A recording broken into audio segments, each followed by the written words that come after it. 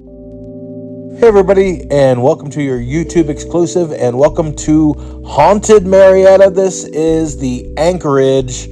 I have a very spooky thing happen to me during the tour of this, so I'm excited for you guys to see it. Sit back, relax, and enjoy a tour of the Anchorage in Marietta, Ohio, one of our hidden gems with Hidden Marietta.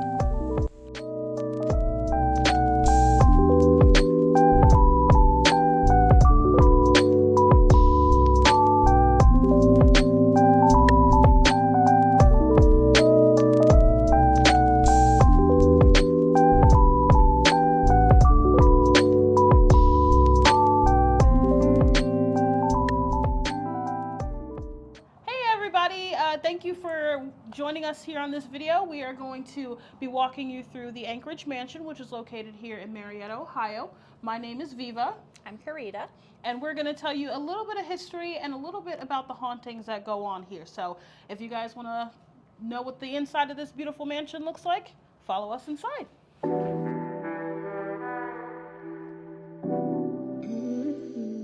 Now, this mansion is over 160 years old, which means it was built in 1859. The Putnam name kind of rings throughout Marietta's history. So Douglas Putnam actually built this house for his beautiful wife, Eliza Putnam. So this is the ground hall of the home. You'll get to see more about that if you come on a tour of the mansion, which we offer throughout the week. We'll have more offerings of that once busy season gets here, so make sure to follow us on our social media. But you can come this way into the parlor. I am going to turn this REM pod on and sit it down.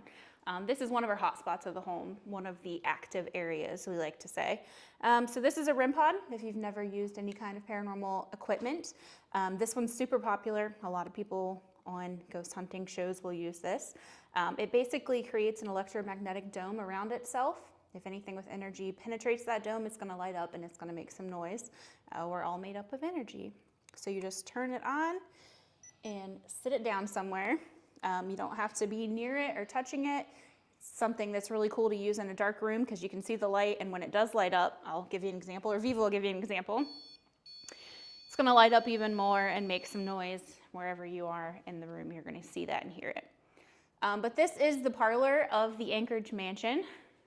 When you hear the word parlor, what do you think of? Anybody? Anybody? A funeral parlor. A funeral parlor. So this is actually where wakes and funerals were held before a funeral parlor was a thing. So we think that that's one reason why this room is so active, because there were several funerals held right here in this bay window.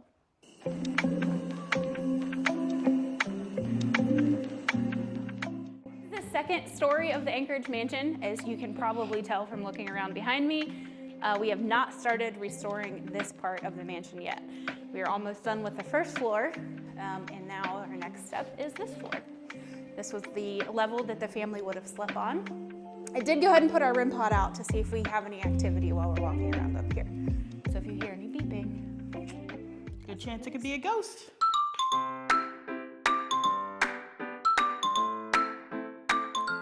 So this is actually one of the newest piece that we have.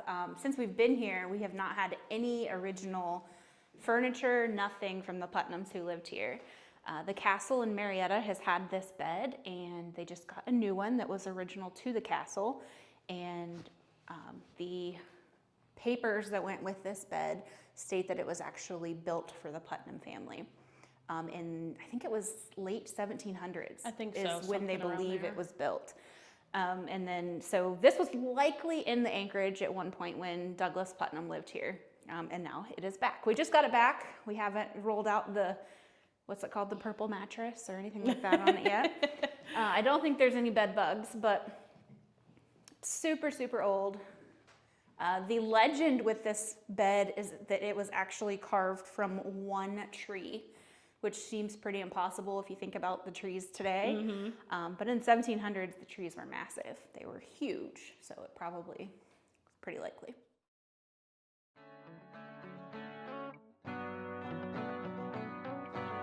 Now this room does have a gorgeous view of Marietta, but it does definitely have a little bit of a dark past, because this is the room that Eliza Putnam, Douglas Putnam's second wife, actually did end up passing away in. Of course, Douglas did end up remarrying after Eliza passed away, but we don't know exactly what room he would have actually passed in. So it's a good guess that he would have passed away in the same room, this room, that Eliza would have passed away in, but we know for a fact that he definitely did pass away here in this house. And of course, we do have some dolls here, and these dolls are actually associated with the little girl spirits that we have here in the house. Their name are Henrietta and Clara Bell.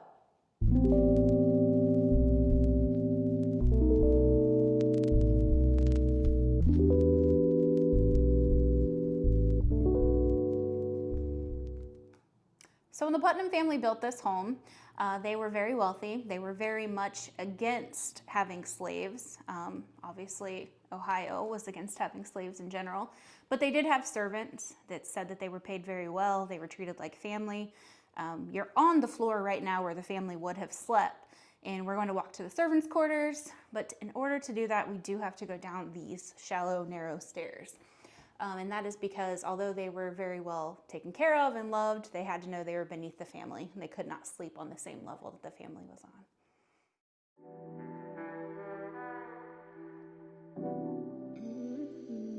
So historically, this was the servants' quarters of the original home. It would have had 5 bedrooms in it, which would have been tiny little rooms. The servants would have lived here for a couple days and then left. It was renovated whenever the nursing home came in and made into a bedroom that would have housed staff and then a critical care unit on this side. Today, the servants' quarters is probably our biggest hotspot of the house.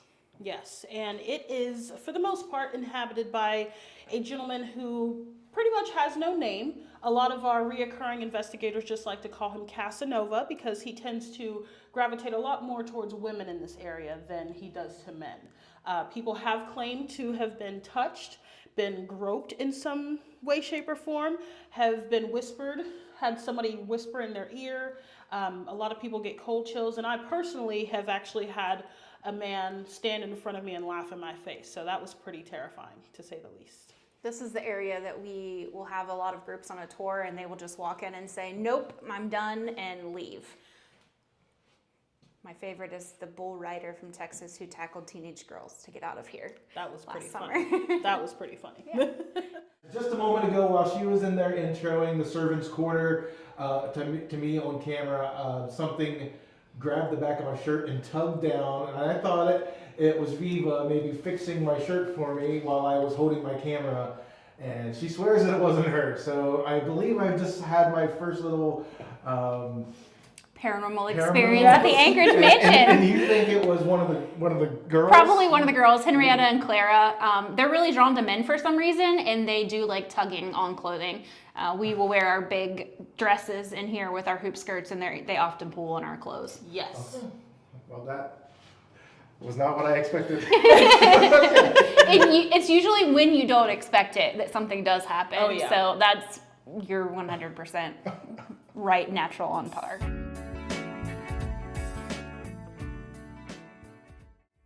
There's a little boy that hangs out here, and we have, I don't know if you know what an SLS camera is. So it like uses a Kinect, like from an Xbox, and maps, energy, the body, and we use it for paranormal investigations. And we were standing over on this side of the room, and there was a figure over here, and we were like, okay, so if you're really there, climb up that ladder and lay on the bed.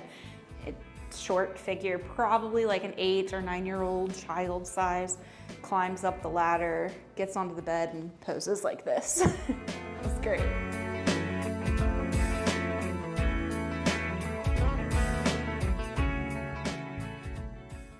We are now upstairs in the attic, which is near the very tip top of the Anchorage mansion.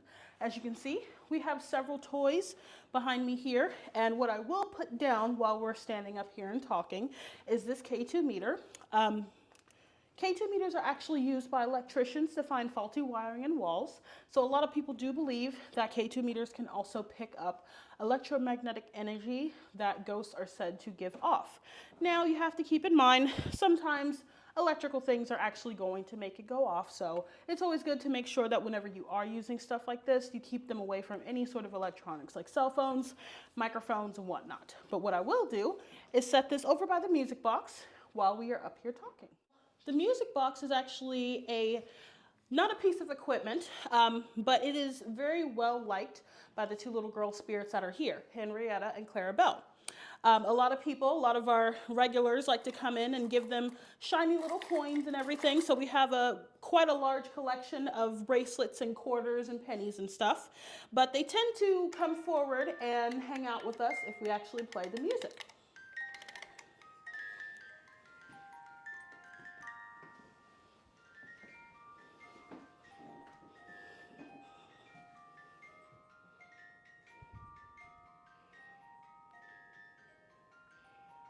Girls, can you touch the light?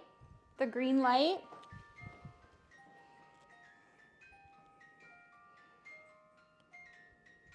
Henrietta, were you pulling on his shirt earlier?